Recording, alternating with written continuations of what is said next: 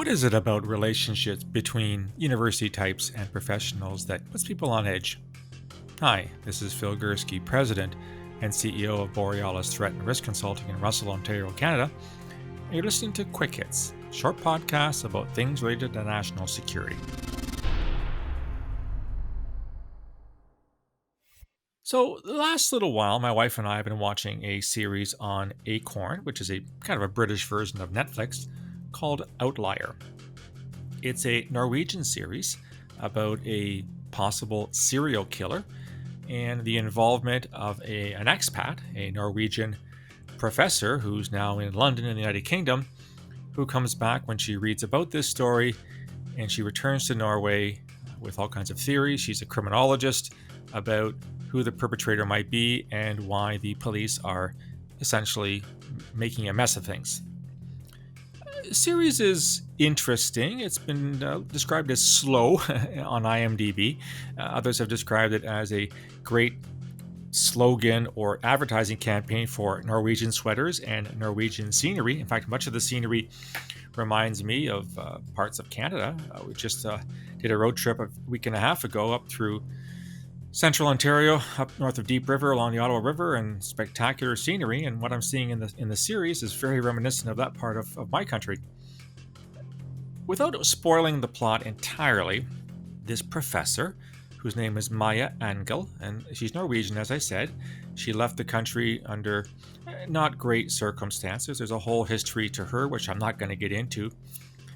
She returns to Norway, as I said, after reading about this missing person murder in a very remote part of northern Norway, up near the Finnish border. And she immediately makes a complete pain in the ass of herself with the local police, whom she accuses of being sexist, of ignoring tips, of not taking crime seriously when they involve women. And she has come in basically on her high horse and is going to solve this crime for them, all the while carping at them and calling them incompetent. Not surprisingly, the police don't take too kindly to this, and you see this interesting dynamic between the chief of police in this very, very small outpost and this returning Norwegian scholar criminologist who's going to tell the police what they do and how to do it. Why am I talking about this? There's an old phrase that stems from British university culture called town and gown. Actually, it probably predates Britain, but that's where I associate it with, places like Oxford and Cambridge.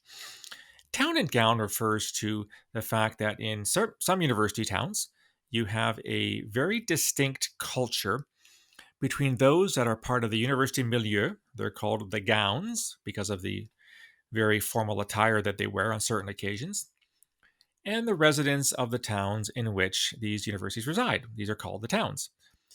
And historically, the two have not always gotten along that greatly. The way that I want to sort of spin this today, and this has direct relationship to this series Outlier on Acorn, is the interactions, both good and bad, between the university milieu and those of us who worked in security, intelligence, and law enforcement. It should come as no surprise that there are legitimate fields of study like criminology, political science, even terrorism studies nowadays, especially in the post 9/11 period, where thousands of people have gotten degrees and taken courses on what terrorism is and what crime is and how it happens and why it happens, and developing frameworks and profiles of criminals, much like Maya has a profile of a serial killer. There are probably hundreds of journals out there, hundreds of conferences that are held all the time. I see constantly in major Canadian newspapers, academics being asked to write articles on national security. And occasionally these people will, well, to put it bluntly, try to tell professionals how to do their job, what they should be focused on, what they should ignore, and in some cases, actually how to do investigations. Just like the town and gown in UK university settings, it should come as a surprise to no one that those of us who worked in the field, as I did for more than 3 decades, don't really take too kindly to being told how to do our jobs.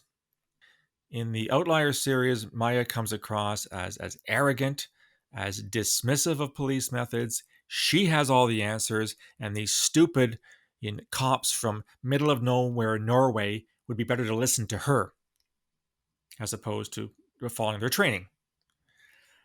I'm not sure how this series is going to end. I have a few episodes left.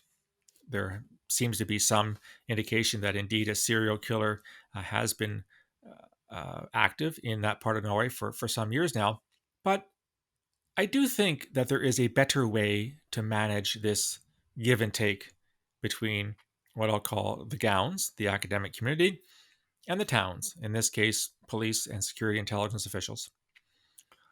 When I was at CSIS, the Canadian Security Intelligence Service, we had a very, very robust and useful academic outreach program in which we'd bring academics in for lectures or even full-day conferences to talk about a variety of issues that were of interest to us as Canada's security intelligence organization, whether it was terrorism or espionage or foreign interference, things that are covered under Section 2 of the CSIS Act, which essentially tells CSIS what it can do and what it must do under its investigative authority.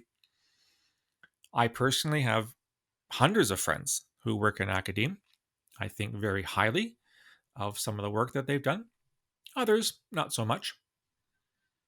But is it really the place of academics to tell professionals how to do their jobs?